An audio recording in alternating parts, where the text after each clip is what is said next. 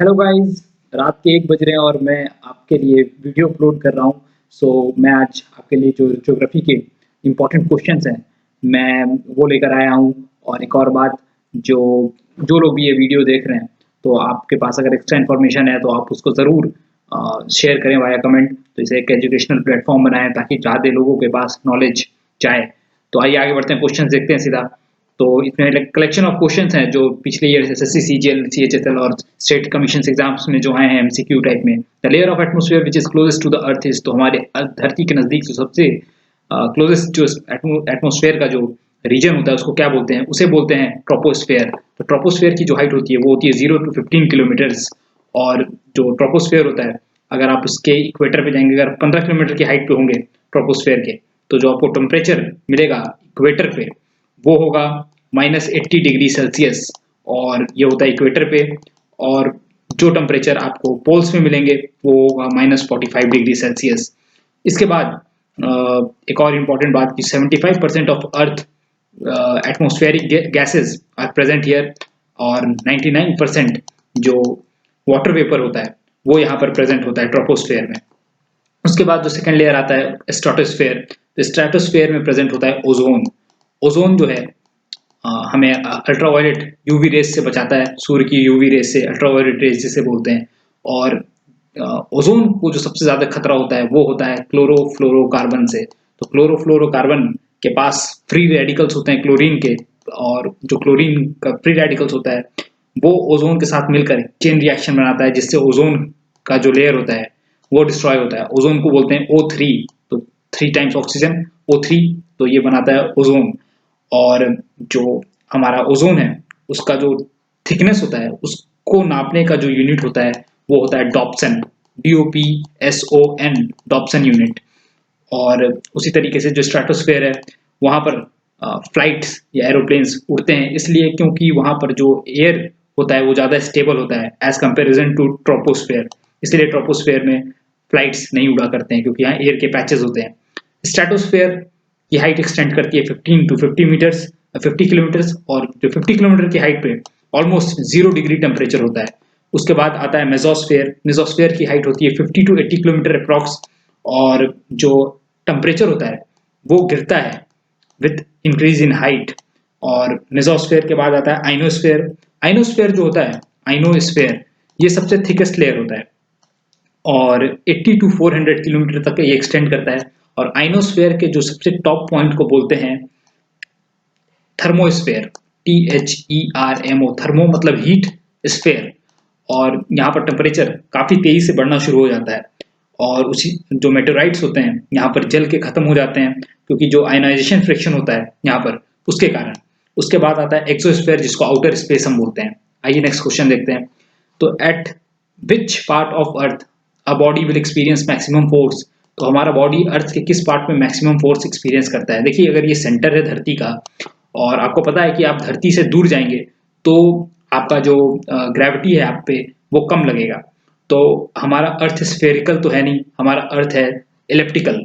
तो अगर आप इक्वेटर पे खड़े हैं तो इक्वेटर की दूरी सेंटर से ज़्यादा होती है एज कम्पेयर टू पोल्स। तो अगर आप यहाँ पर हैं इक्वेटर पर, तो जाहिर सी बात है आप दूर खड़े हैं सेंटर से, तो आप पे जो फोर्स है वो, आप पे जो ग्रेविटेशनल फोर्स है वो कम लगेगा। और अगर आप पोल पे खड़े हैं तो पोल से सेंटर की दूरी कम है, तो आप पे जो ग्रेविटेशनल पुल है वो ज़्यादा लगेगा। तो इस क्वेश्चन का जो आंसर है वो होगा पोल्स, क्योंकि जो पोल्स हैं वहाँ से ग्रेविटेशन, वहाँ जो सेंटर है धरती का वो नज़दीक है, तो आप पे फोर्स एक्सर्ट जो होगा वो ज़्यादा होगा। Biosphere is made up of, तो हमारा बायोस्फीयर किस चीज़ से बना हुआ है? बायोस्फीयर का टर्म सबसे पहले इंट्रोड्यूस किया था ऑथर टैंसले ने, सॉरी, एडवर्ड स्विस ने। EDVARD, Edward, SUESS। और ये किया था इन्होंने 1875 में। अब बायोस्फीयर है क्या?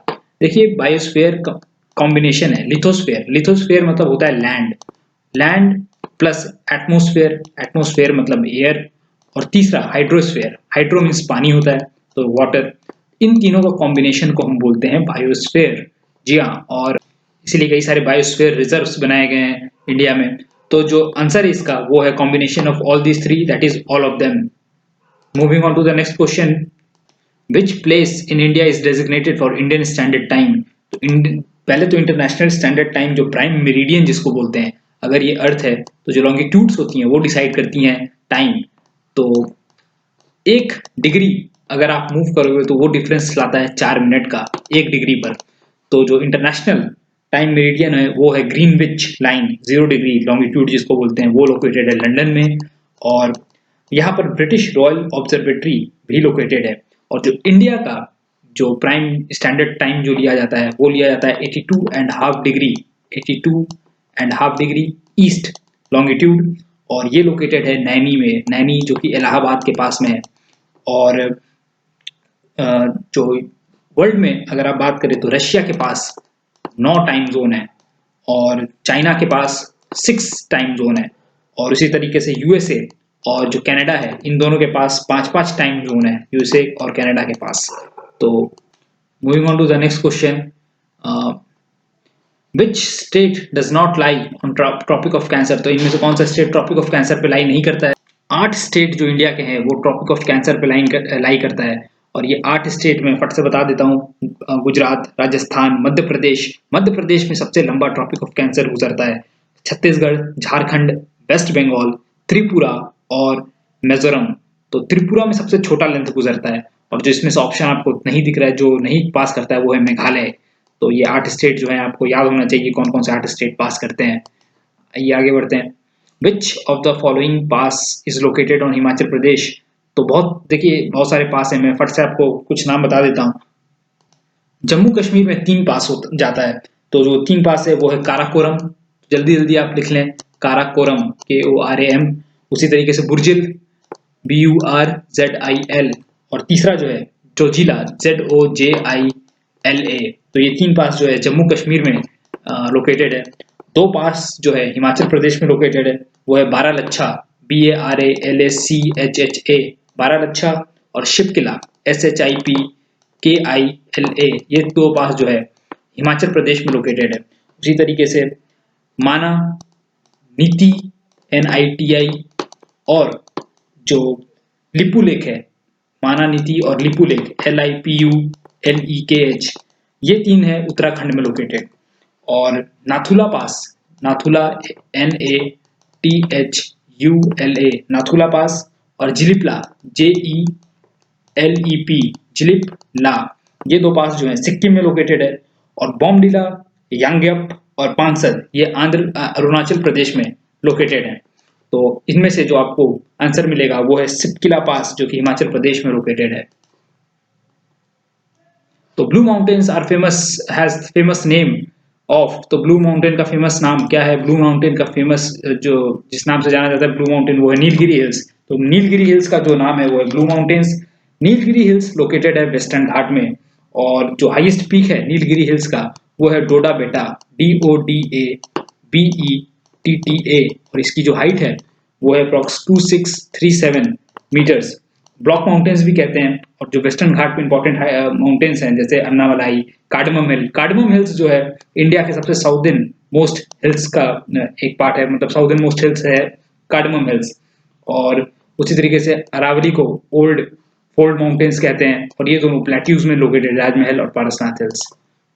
Largest fresh water lake of India is. तो इंडिया का लार्जेस्ट फ्रेश वाटर लेक जो है झेलम नदी के ऊपर लोकेटेड है और ये है जम्मू कश्मीर में। तो जम्मू कश्मीर में लोकेटेड है बुलर लेक, और ये ऑक्सबो लेक है। और यहाँ पर तुलबुल प्रोजेक्ट जो है, तुलबुल प्रोजेक्ट लोकेटेड है झेलम नदी के ऊपर, और एक्चुअली ये लोकेटेड है बुलर लेक के पास में।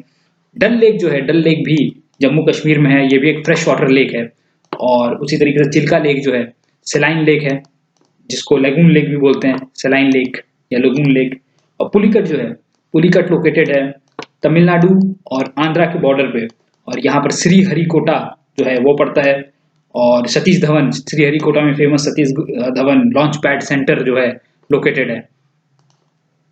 तो first hydro electric power plant was established eight, ये लोकेटेड था कर्नाटका में, और इसका नाम था शिव समुद्रम SHIV समुद्रम SAMUNDRAM शिव समुद्रम, जो कि 1902 में एस्टैब्लिश किया गया था 1982 में, और ये हुआ था कर्नाटका में। तो thank you guys, thank you for watching this video. और आप कमेंट करें और कमेंट करके बताएं आपको ये वीडियो कैसा लगा। हम और भी वीडियो बहुत जल्दी रिसेंटली अपलोड करेंगे। Thank you.